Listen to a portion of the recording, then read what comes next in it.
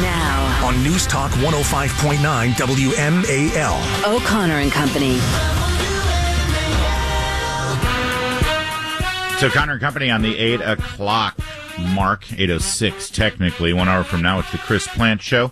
Coming up in 30 minutes, we'll check in with Brett Baer for Fox News Channel. It's Larry O'Connor alongside Patrice Onwuka.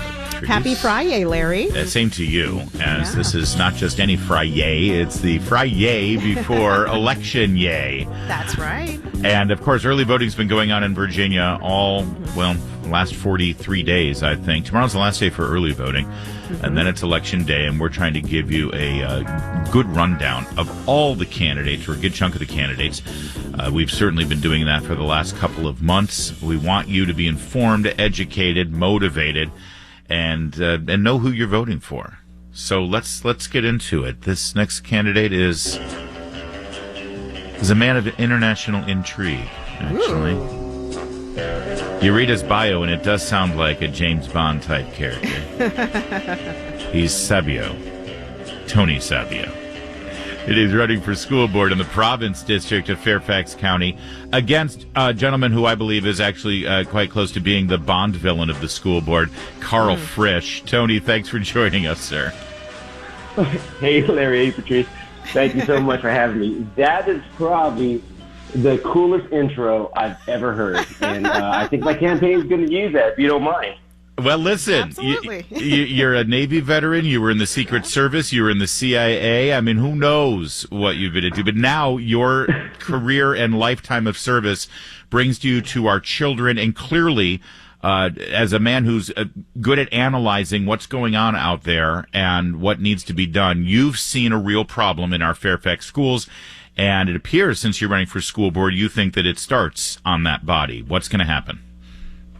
I tell you, when I started looking into the schools and what's happening around our country, and yes, I served internationally, I've seen different things, but started seeing what's happening in our country really was affecting me. But then when I started digging into actually Fairfax County's public schools and peeling the onion away, it just gets dirtier and dirtier, and you're seeing layers upon layers of things that would be appalling if a lot of people are actually paying attention. And what my opponent does is very good with his tactic, and very good with his supporters are doing the same thing.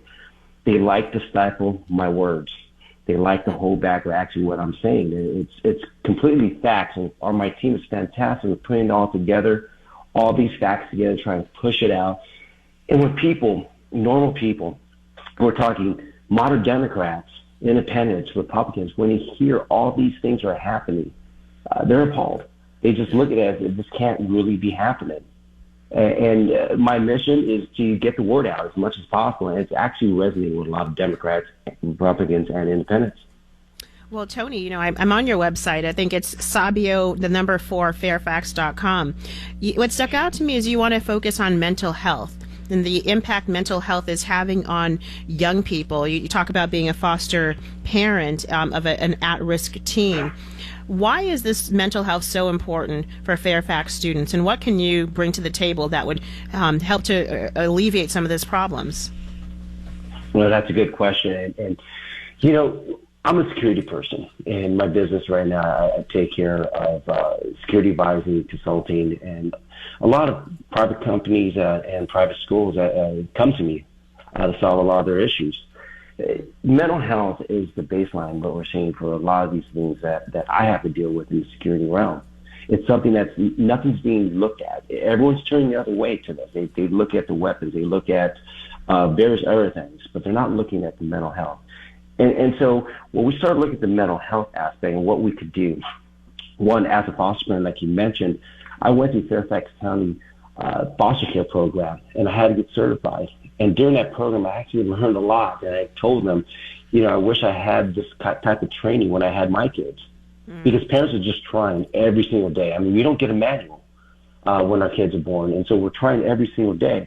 And so what I want to do is really concentrate on the root cause that gets kids, gets adults, gets everyone to the point where they have to take drugs, where we have a fentanyl overdose situation right now. That's killing our kids more than anything else out there, where kids are going into gangs because they have that separation from the family. where they're killing kids. Kids are dying by tens of thousands over in Chicago, but nobody's saying anything. Yeah. Suicide rates are up. I think right now female suicide rates up by 12% because of all the stress. And if we could get to the mental health aspect in early stages, we could save some lives, and not just lives for say if there's somebody does the worst of worst and does a mass shooting, but what about the person that actually commits suicide and they're taking their own life away?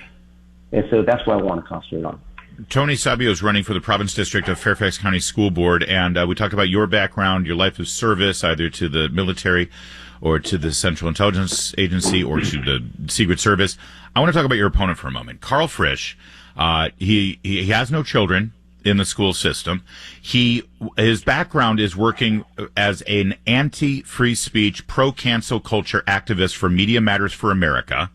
And if you look at his record since he's been on the school board, the thing that seems to motivate him as an activist is anything related to LGBTQIA plus activism and agendas. If you look at his record and what he gets most outspoken about, you would think that the only issue facing children in Fairfax County schools is gay gender issues and sexual issues.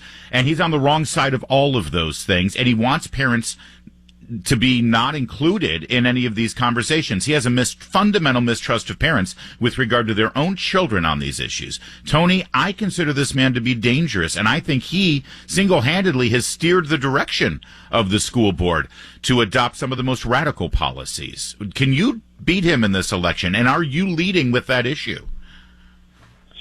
I will tell you this. I agree. His single focus is one segment of the community. It's a small minority segment of the community. But he's focused everything on that and changed policy towards that to solve those issues. Nothing's happening for the minority community. We have a 21% dropout rate for Hispanic kids. That's appalling.